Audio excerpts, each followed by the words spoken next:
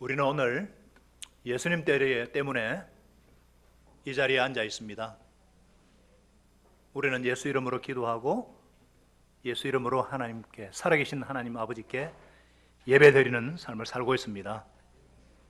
도대체 이 예수님이 누구시길래 예수라는 이름이 나에게 어떤 의미입니까? 마태복음은 예수님의 제자 중 마태라는 사도가 기록한 하나님의 말씀입니다. 기록된 시기는 대략 한 60여 년이라고 보고요. 그러니까 예수님께서 돌아가시고 부활하신 지 한 30여 년 지났을 때입니다. 예루살렘 성전이 로마 장군 타이투스 디도에 의해 가지고 AD 70년에 파괴되었으니까 아마 10여 년 전에 쓰여진 것으로 그렇게 학자들은 봅니다. 마태는 유대인들을 대상으로 기록했습니다. 그래서 구약 성경 인용이 제일 많은 것이 마태복음입니다. 유대인들은 그들을 염두에 두고 썼기 때문에 족보에서 시작합니다. 유대인들은 족보를 중요하게 생각하기 때문입니다. 우리가 읽었던 또 목장에서 공부했던 마태복음 1장은 오늘 서문에 해당하는데, 마태가 성령의 감동으로 펜을 들면서 나중에 딱 어떤 메시지가 나올 것인지 여러 가지 정보를 제공해 주고 있습니다. 오늘 본문을 통해서 마태가 전하고자 하는 예수님은 어떤 분이십니까? 예수님이 어떤 분인지 아십니까? 첫째로 예수님은 신인류, 신인간, 새로운 인류를 창조하신 분이십니다. 1절에 아브라함과 다윗의 자손 예수 그리스도의 계보라 그랬습니다. 계보라 말은 족보라 그런 뜻입니다. 이 족보라고 번역된 헬라어를 영어로 직접 번역한 것을 보면은 genealogy 그럽니다. 여기서 제네시스 창세기가 여기서 나왔고요. 이 genealogy라는 단어가 우리가 배운 창세기에 2번 등장을 해요. 여러분, 구약 성경은 히브리어로 되어 있습니다. 신약은 헬라어로 되어 있고요. 이 구약 성경을 그 당시 공용어인 헬라어로 번역한 것을 70인역이라고 그럽니다. 70명이 공동 집필한 것이라 그래서 여러분들 성경을 읽다가 각주하고 밑에 보면은 가로해가 70인역 이렇게 되어 있는데 구약을 헬라어로 인용했다 그런 의미입니다. 그런데 헬라어로 번역된 이 구약 성경에 이 족보, 지니아르지라는 단어가 창세기 2장 4절과 5장 1절에 등장합니다. 모두가 다 창조와 관련되어 있어요. 2장 4절에 보면은 이것이 천지가 창조된 때에 하늘과 땅의 내력, 계본이라. 그리고 창세기 5장 1절에 이것이 아담의 계보라. 아담의 족보를 적은 책이니라. 하나님이 사람을 창조하실 때에 하나님의 형상대로 하나님의 모양대로 지으시고. 그러니까 마태가 성령의 감동으로 이 마태복음을 기록하면서 앞으로 무엇이 나오려는지 암시하고 있는 것입니다. 무엇을 말하고 나는지 암시하고 있는 거예요. 창조에 대해서 암시하고 있는 거예요. 그것은 바로 예수 그리스도께서 이 땅에 오신 것은 새로운 인류를 창조하기 위해서 오셨다는 것입니다. 우리를 개조시키거나 인격자로 만들기 위해서가 아니라 새로운 인류를 창조하기 위해서 오셨다.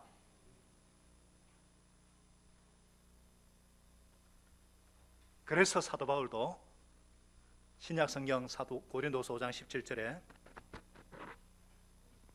이렇게 외칩니다. 같이 외쳐볼까요? 시작. 그런즉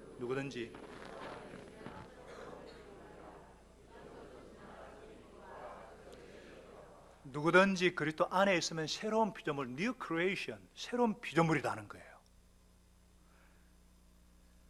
예수님이 오신 것은 우리를 인격자로 변화시키거나 개조해서 좀 더 나은 존재가 되는 정도가 아니라 완전히 전혀 다른 신인류, 새로운 인간으로 창조하기 위해 오셨다는 것입니다. 할렐루야.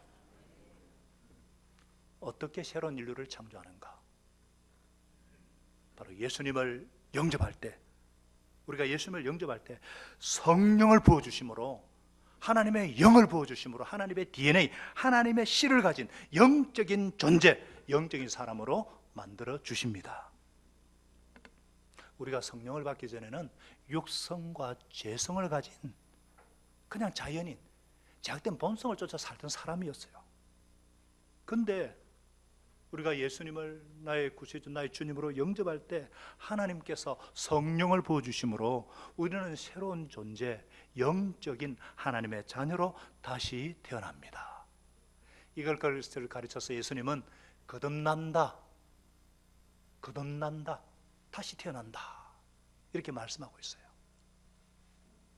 사람이 거듭나지 않으면, 다시 태어나지 않으면 하나님 나라를 볼 수도 경험할 수도 없다.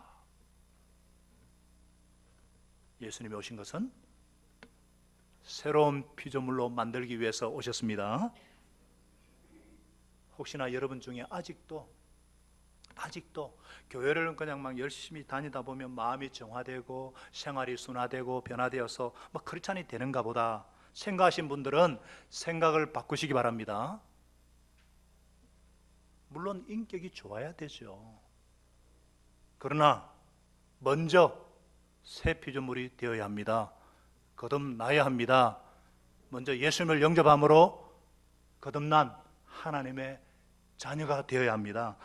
어떻게 해요? 예수님을 영접함으로 성령을 받아서 새로운 피조물, 육적인 존재가 영적인 존재가 되고 거듭난 새로운 사람, 하나님의 자녀가 되는 것입니다. 저와 여러분을 예수님께서 영적인 존재, 하나님의 가족으로 삼기 위해 오셨다는 것을 믿으시기 바랍니다. 뭐 좀 수양된 인간, 모든 종교가 다 그래요. 좀 수양된 인간, 좀 교화된 인간, 세련된 인간, 뭐 교육받은 존재, 그건 모든 종교가 추구하는 겁니다. 예수님 오신 것은 그 정도가 아니라 우리를 하나님의 영을 가진 하나님의 자녀로 거듭난 영적인 존재가 되기 위해서 오셨다는 거 믿으시기 바랍니다.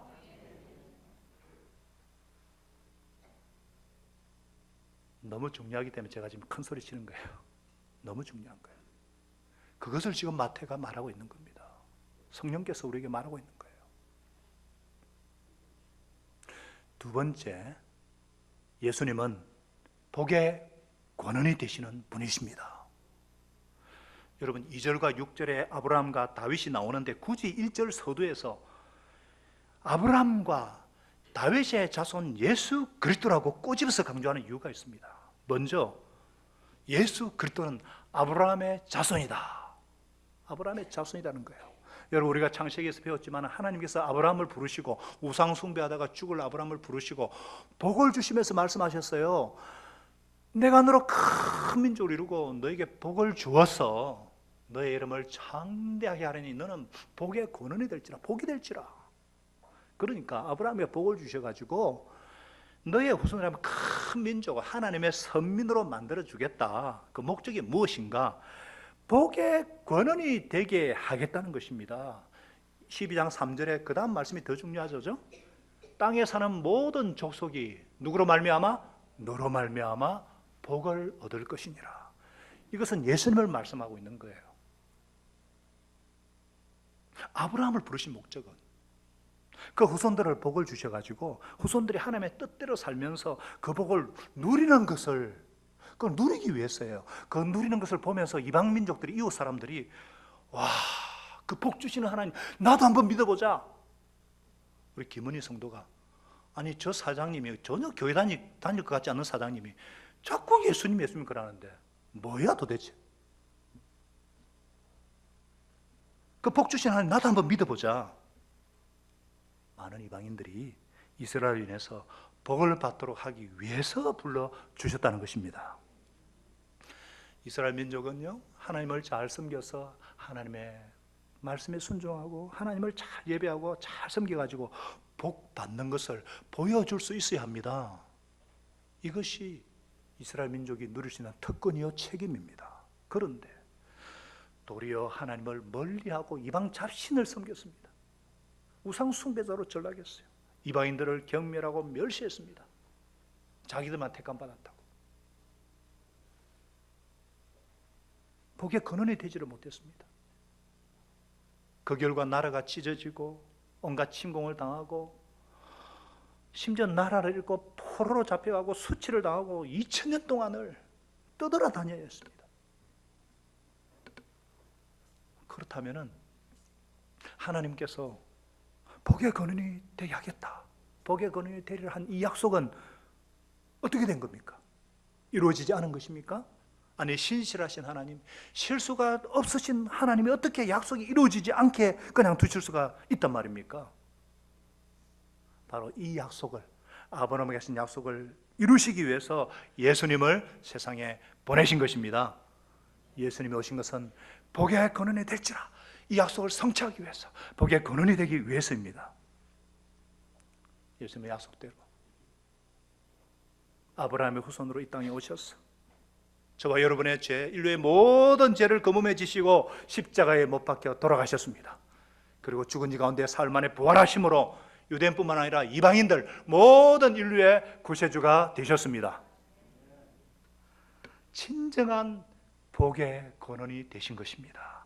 이러한 사실을 사도 바울은 에베소서 2장 18절에 이렇게 외칩니다. 이는 그리스도로 말미암아 우리 둘이 이방인과 유대인들이 한 몸을 이루어 한 성령 안에서 아버지 하나님께 나아감을 얻게 하려 하심이라. 할렐루야.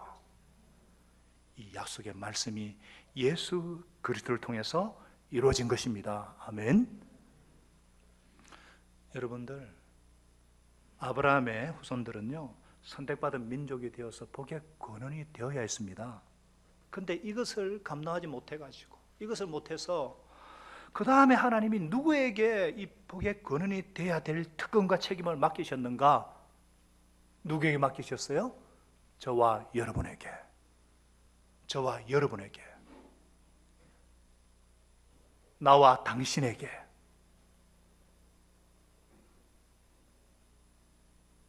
신약 교회에. 그래서 사도 베드로는, 예수님의 수제자 베드로는 베드로전서 2장 8절에 이렇게 외칩니다. 오직 너희는 택하신 족속이요 왕 같은 제사장들이요 거룩한 나라요 그의 소유된 백성이니 이는 뭐라 그랬어요? 너희를 어떤 데서 불렀네요. 예수의 아름다운 덕을 선전하는 선전부장으로 삼기 위해서이다. 할렐루야. 복의 통로, a channel of blessing, 축복의 통로가 되게 하기 위해서, 복의 근원이 되게 하기 위해서, 이것이 신약적 의미고 바로 택하신 족속의 왕 같은 제사장. 그게 얼마나 중요한지 네 번이나 강조한 거예요.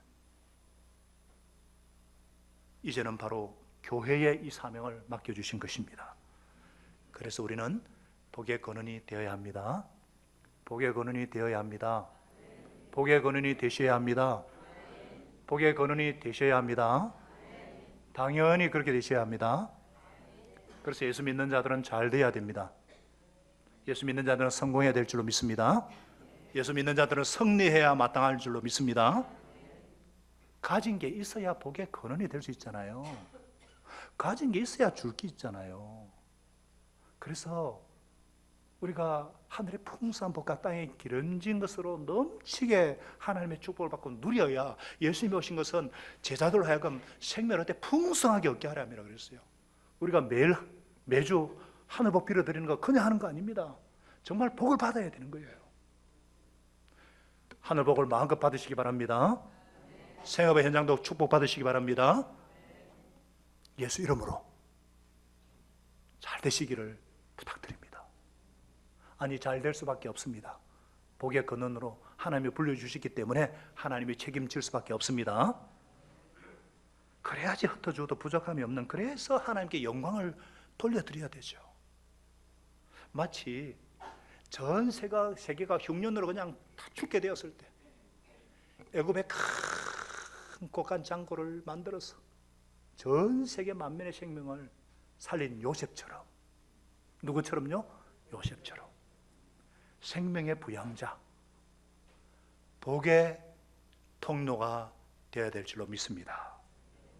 이것이 저와 여러분을 부르신 하나님의 뜻이요 하나님의 소원입니다. 어떤 분이 우리가 연초에 1월 1일 날 신년 전체 예배를 드리고 저녁에 가족 예배를 드리잖아요. 그리고 가족 예배 드리고 연초에 가족 기도 제목을 써죠. 간구와 약속 이래가지고 어떤 분이 연초에 가족 기도 제목을 써서 저한테 제출해 주셨는데, 거기에 보니까 복의 근원의 삶으로 하나님의 복을 받는 사람의 표본이 되기를 원합니다. 이런 기도 제목이 써 있어요. 하나님의 소원을 아는 분입니다. 하나님께서 이 기도에 응답해 주셔서 이분을 하나님께서 복을 주셨어요. 직장에서도 지위가 올라가게 하셔가지고 많은 사람들에게 혜택을 베풀고 복의 근원이 되는 것을 봅니다. 여러분, 사업의 성공을 위해서 기도하는 분들도요, 왜 사업의 성공을 원하는지 목적이 분명해야 합니다. 사업을 성공시켜 주시면 이웃을 위해서, 주님을 위해서 쓰겠습니다. 공무원 시험을 왜 준비합니까? 왜 시험을 준비합니까? 시험을 준비하는 분들도 합격시켜 주시면 주님을 위해서, 영혼 구원을 위해서 사용하겠습니다. 결혼을 준비하는 분들도 왜 결혼하고자 합니까? 축복의 근원된 가정으로, 섬기는 가정으로 쓰임받기 위해서입니다. 또 어떤 분은 주님, 저의 이름을 진짜 날려주시면, 명성을 주시면, 명예를 주시고 권력을 주시면 제가 하나님과 이웃을 위해서 구체적으로 복의 근원이 되겠습니다. 하나님은 이런 소원 반드시 응답해 주시리라 믿습니다. 믿습니다. 그러나 이런 분명한 소원이 없으면 자기 욕심에 지나지 않습니다. 자녀도 마찬가지입니다.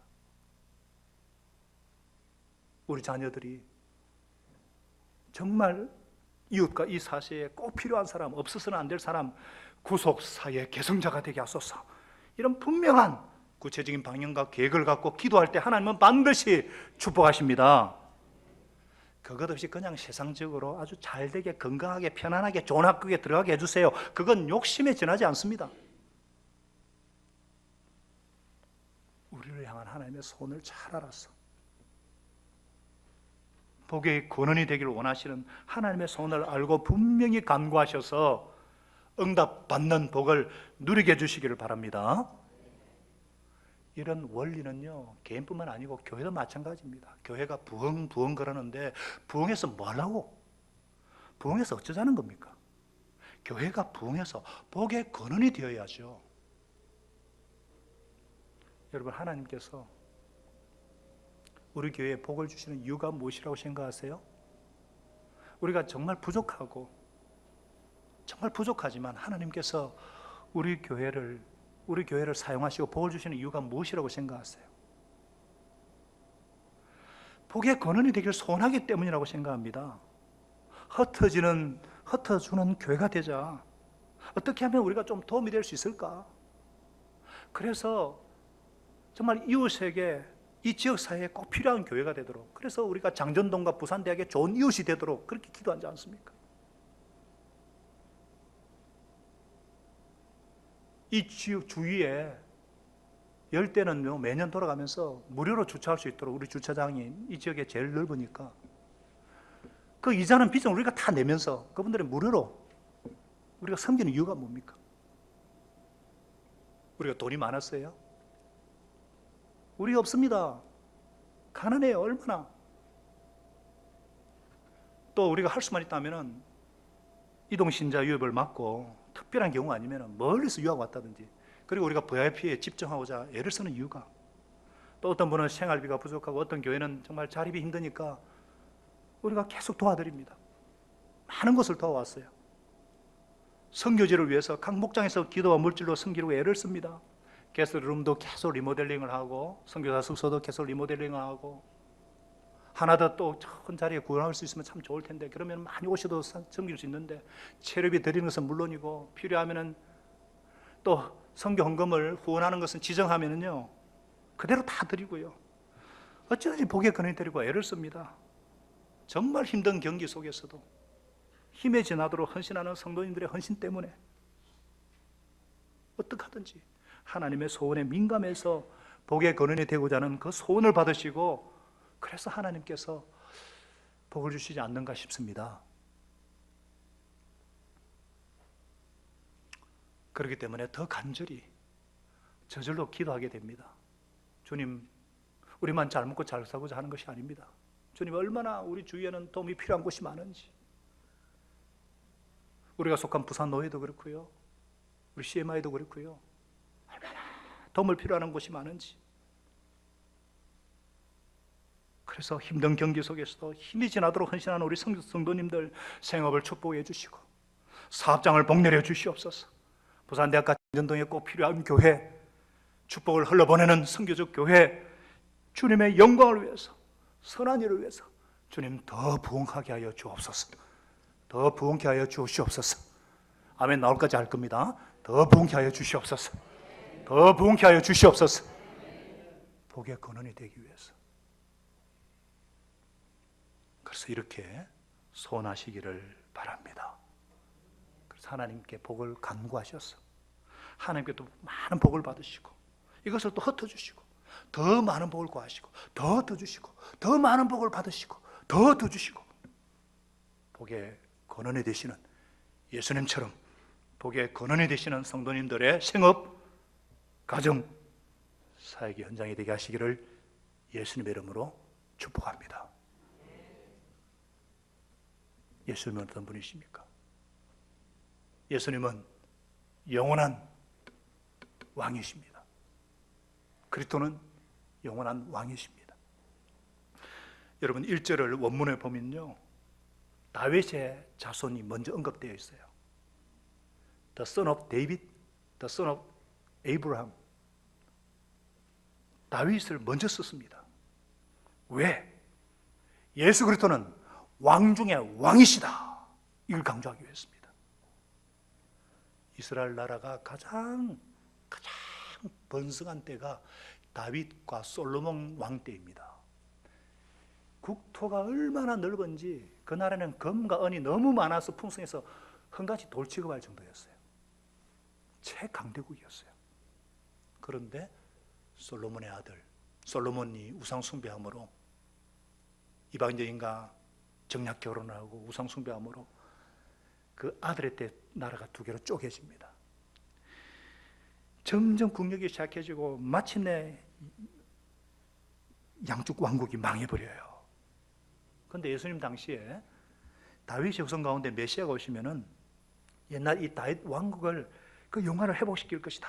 기대가 팽배해 있었습니다.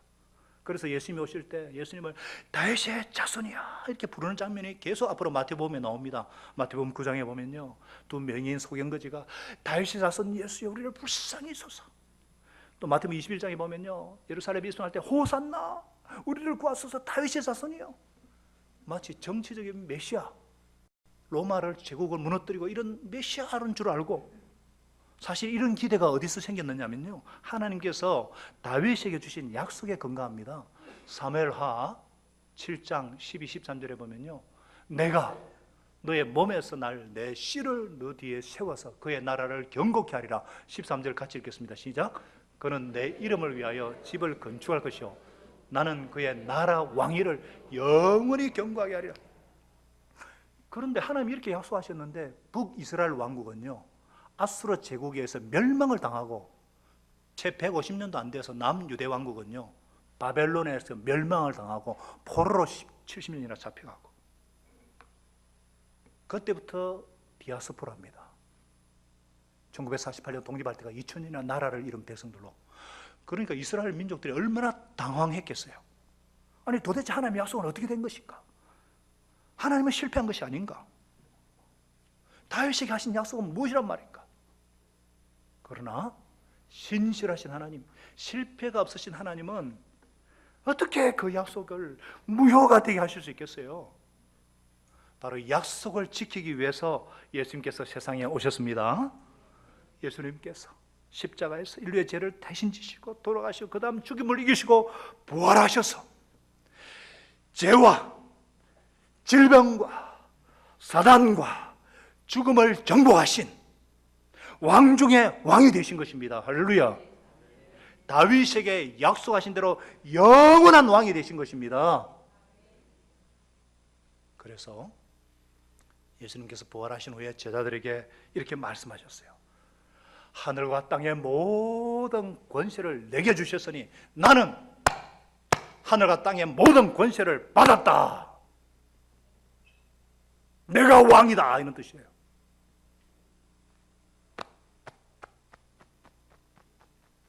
요한계시록에 보면은요, 사도 요한이 계시를 받으면서 뭐라고 했습니까? 계시록 1장 5절에 죽은 자들 가운데서 먼저 부활하셔서 땅의 모든 왕들의 머리가 되신 예수 그리스도, 그분으로 말미암아 은혜와 평강이 너희에게 있을지어다.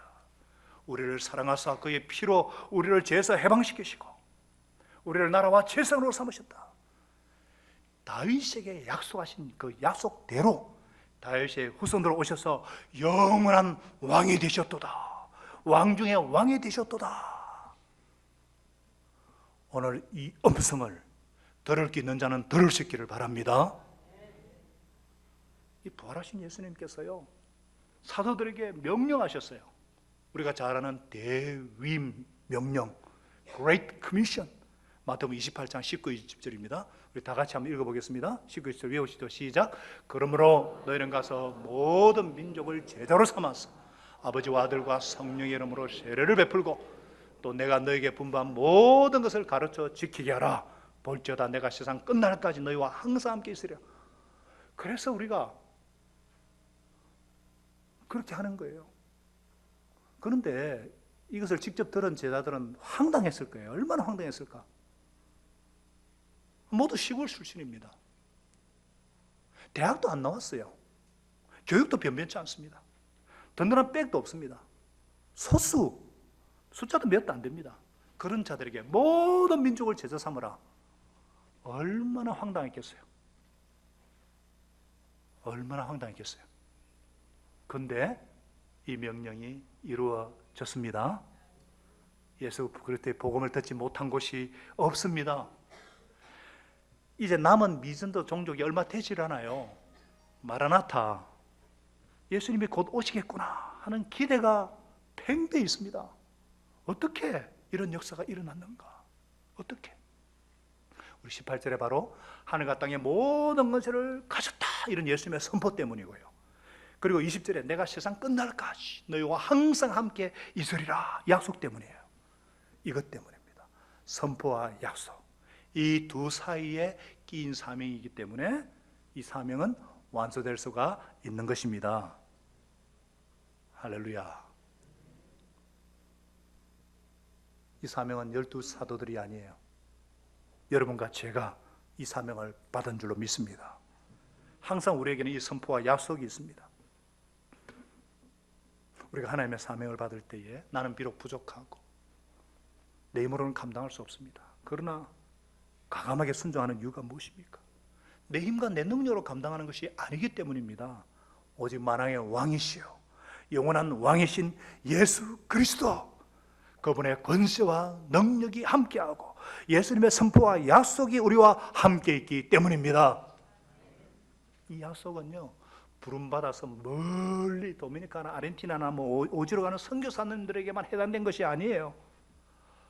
환자를 치료하는 분, 마취하는 분, 학생을 가르치는 분, 자동차와 복음을 판매하는 분, 가정주부, 모두 학생들 모두 해당됩니다. 예수님의 제자라면, 하나님의 자녀들이라면, 예수님의 제자들이라면 누구에게나 주신 하나님의 선포요 약속인 줄 믿습니다. 그래서 우리가 하나님의 주신 사명이 분명하면요, 주저하지 않습니다. 두려워하지도 않습니다. 내 약점도 보지 않습니다. 내 무능력 보지 않고 순종하는 이유는 하늘과 땅의 모든 관지를 가지신 우리 주 예수 그리스도께서 함께 하시기 때문에 이러한 선포와 약속을 내 것으로 만드셔서 주님 주신 사명 각자 위치에서 잘 감당해낼 수 있기를 예수님 이름으로 기도합니다.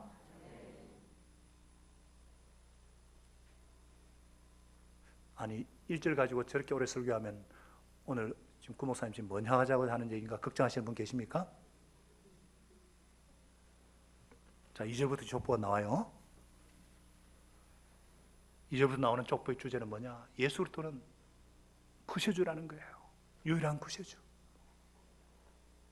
예수는 그리스도시다. 이 이름에 다 들어있지 않습니까? 사실은. 자, 족보가 나오는데 아브라함으로부터 예수님의 육신의 아버지 요셉까지 마태는 14대, 14대, 14대로 이렇게 묶어 놓아요. 기억을 하고 암기하기 쉽도록. 사실은 여기에 4명의 왕이 빠져 있거든요.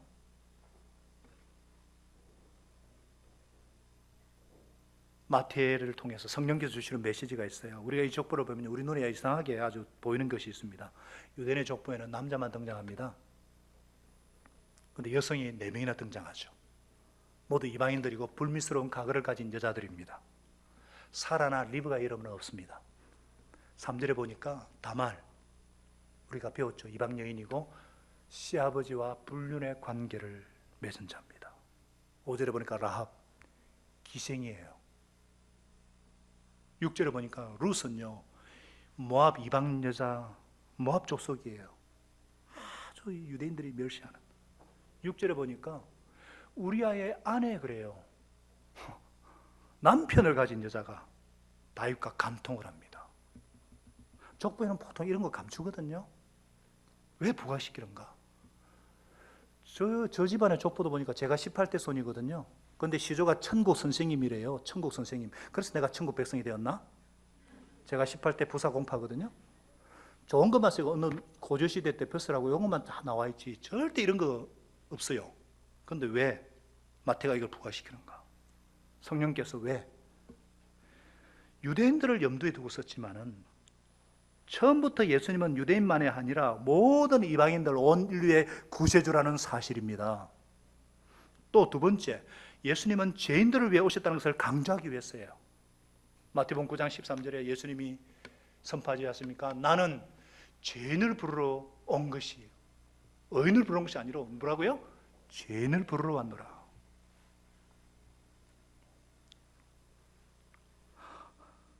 나 같은 죄인은 너무 고마운 거예요. 예수님의 족보에 소위 이러한 죄인들이 끼어있다. 우리에게 얼마나 큰 위로가 되는지 모릅니다. 얼마나 큰 위로가 되는지 몰라요. 어떤 사연이 있든지, 어떤 슬픔과 아픔이 있든지, 어떤 과거가 있었든지 누구든지 예수 그리스도의 족보에 이름을 올릴 수 있다는 사실입니다. 도덕적으로 윤리적으로 좋지 않은 쪽에 있는 사람일지라도 이름을 올릴 수 있다는 것을 기억하셔야 합니다. 어떻게 저렇게 성질이 더러운 인간, 밥맛 떨어지는 사람은 전도해봐야 목적에 데려오기 어려울 것이다. 잘못 생각하는 것입니다. 누구든지 예수 그리스도의 족보에 이름이 기록될 수 있습니다. 왜냐하면 우리가 얻은 구원은 우리 어떤 가치나 어떤 자격이나 어떤 공로나 노력으로 인정받아서 얻는 것이 아닙니다. 우리 어떤 도덕적인 행위나 거룩함의 결과로 얻는 것도 아닙니다. 아시다시피 우리는 죄성과 부패성과 연약함으로 가득 차 있어요. 성경은 하나님 앞에 스스로 어렵다만을 인정받을 사람은 한 사람도 없다고 선언하고 있습니다. 그렇기 때문에 구원은 오직 하나님의 선물입니다. 전적으로 일방적인 하나님의 은혜로 이루어졌기 때문에 자랑할 수 없습니다. 오직 예수 그리스도를 믿음으로 그 이름의 권세를 온전히 신뢰함으로 하나님의 자녀가 되는 권세를 주십니다. 족보를 하면은 생각나는 예화가 있습니다. 이미 들으신 분도 계시지만요. 엘버트 윈십이라는 박사를 비롯해서 6명의 박사들이 공통으로 연구해가지고 똑같은 결과를 내었어요. 교육과 유전에 관한 연구입니다. 18세기에 같은 지역에 하나님을 경외하는 경건한 가문에 속한 조나단 에드워즈라는 가문과 또 같은 지역에 사는 맥스 주크라는 가문을 비교를 합니다. 200년이 지나고 난 뒤에 어떤 결과가 있었는가 연구를 했어요. 6명이 넘는 박사들이. 조나단 에드워즈는 경건한 하나님을 예배하는 경건한 가문의 자손이고요. 사라라는 하나님을 경외하는 아주 지혜로운 여인과 결혼합니다. 그런데 그들의 후손 가운데 1394명의 자손을 보게 됩니다. 그 중에 295명은 대학을 졸업하고 64명은 교수, 3명은 상원의원, 2명은 주지사, 1명은 부통령입니다. 30명이 판사고 102명이 변호사고 56명이 외과의사고 70명이 고급 장교고 300여 명의 목사, 선교사, 신학 교수가 나왔습니다. 반면에 맥스 주크라는 사람은 머리는 굉장히 비상합니다. 그런데 예수를 믿지 않습니다. 믿지 않는 여자와 결혼합니다. 부부 사이가 늘 갈등과 싸움이 끊이지 않습니다.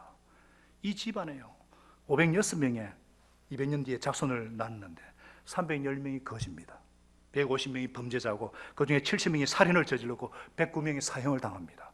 3분의 1 이상이 정신병, 절반 이상이 문명자, 알코올 중독, 마약 사범입니다. 미국 정부에 끼친 손해를 계산해 보니까 돈으로 그 당시 환산해 보니까 125만 달러. 경건한 가정과 화목한 부부가 얼마나 차이를 내는가. 여러분, 부부가 건강하지 못하니까 자녀들이 건강하지 못한 자아상을 가져요. 그러면은 건강한 자아상을 가진 사람을 만나겠지 싶은데 그렇지 않습니다. 오히려 건강하지 않는 자아상에게 더 끌린다 그래요. 그래서 그들과끼리 결혼하고 또 건강하지 못한 자아상을 갖고 또 부부가 갈등하고 또 그런 자녀를 낳고 이게 되풀이 된다는 거예요. 그래서 어떤 집에는 저주가 흘러요. 이런 저주에서 벗어날 길은 무엇인가? 없는가? 우리 힘으로 안 됩니다. 오직 예수님을 구원자로 영접하고 그분을 내 삶의 주인으로 모실 때만 가능합니다. 왜 그런가? 왜 가능한가? 갈라디아서 3장 13절은 그 이유를 말씀합니다. 그리스도께서 우리를 위하여 저주를 받은 바 되사 모든 죄와 율법의 저주로부터 우리를 해방시키셨으니, 예수님께서 모든 저주를 대신 받으심으로, 예수님이 우리 대신 저주가 되심으로 우리를 해방시켜 주신 거예요. 이 예수님을 나의 주님으로 모실 때에 그 저주에서 벗어날 수가 있습니다. 어떤 집에는요, 이 음란의 영이 흘러요. 음란이 할아버지부터 아버지부터 계속 성적으로 문란합니다. 어떤 집에는요, 이 알코올, 술로 망해요. 노름, 어떤 집안에는 우울증, 이 정신적인 어떤 집엔 폭력이 계속 대물림합니다. 누군가 이걸 막지 않으면 그것이 전달이 되어서 손자까지. 우리를 위해서 저주를 받으신 예수님을 정말 내 인생의 구주로 영접할 때 저주가 끊어집니다. 성령 임하심으로 새로운 가문, 새로운 족보, 새로운 인생을 살 수가 있습니다. 예수님은 유일한 구세주로, 그리스도로, 구원자로 이 땅에 오셨기 때문입니다. 사랑하는 성도 여러분, 예수님은 새로운 인류를 창조하시는 분이십니다. 예수님은 우리로 복의 권원이 되게 하시는 분이십니다. 예수님은 영원한 왕으로서 우리를 지키시고 우리를 사명 주시고 우리를 감당케 하시는 분이십니다. 예수님은 모든 죄와 저주로부터 우리를 구원하셔서 복된 하나님의 자녀의 삶을 살게 하시는 분이십니다. 이 예수님을 아직 인격적으로 영접하지 않으신 분들은 내 삶의 주인으로 모셔드림으로 새로운 인생을 시작하시기를 축복합니다. 이미 예수님을 믿으시는 분들은 내가 섬기는 예수님이 어떤 분인지 잘 알아서 복의 거는 인생 사시기를 예수님의 이름으로 축원합니다. 기도하겠습니다. 하나님 아버지, 감사합니다. 마태복음을 제 가운데 허락하여 주셔서 감사합니다. 살아계신 하나님의 아들 예수 그리스도 인격적으로 만나고 복의 거는 인생을 살고 싶습니다. 영원한 왕 되신 주님의 통치를 받음으로 그 어떤 것도 틈탈 수 없는 왕의 대사의 삶을 살게 도와주시고 구주 예수 그리스도로 말미암아 모든 저주가 끊어지고 하늘 족부에 기록된 대로 풍성한 삶을 살게 도와주시옵소서. 이제 평안한 마음으로 삶의 현장으로 돌아가십시다. 선한 일에 용기를 가지시며 악을 갚지 마십시다. 항상 연약한 자를 도우시며 병든 자를 찾아보시고 복의 근원답게 곤란당하는 이웃을 위로하십시다. 모든 사람을 존경하시고 주님께 봉사하고 주님을 더 사랑하십시다. 모든 일을 믿음과 사랑으로 행하시고 어떠한 일에도 소망을 포기하지 마십시다. 그리고 거룩하신 성령님께 순종하여 기쁨과 감사의 생활을 해나가십시다. 신실하신 하나님, 실수가 없으신 하나님, 전지전능하신 하나님은 저와 여러분을 항상 도와주실 것입니다. 이제는 우리 구주 예수 그리스도의 크신 은혜와 하나님 아버지의 만거하신 사랑하심과 성령님의 교통 감화 충만케 하시는 은혜가 약속대로 아브라함의 자손이요 다윗의 자손으로 오신 예수님이 그리스도가 되셔서 나의 왕이 되시고 구주가 되시고 새로운 피조물로 영원히 나를 다스리시며 복의 근원의 인생을 살게 하시는 이 놀라운 깨달음을 알게 하셔서 이 깨달은 말씀을 따라 살 수 있도록 능력을 주시고 힘을 주셔서 주님을 영원롭게 하는 삶을 살고자 다시 한번 기도하고 결심하는 주의 백성들 위해, 그 가정과 생업의 현장 위에, 우리 사역자들과 우리 선교사들 위해 항상 함께 하시기를 간절히 축원합니다. 아멘.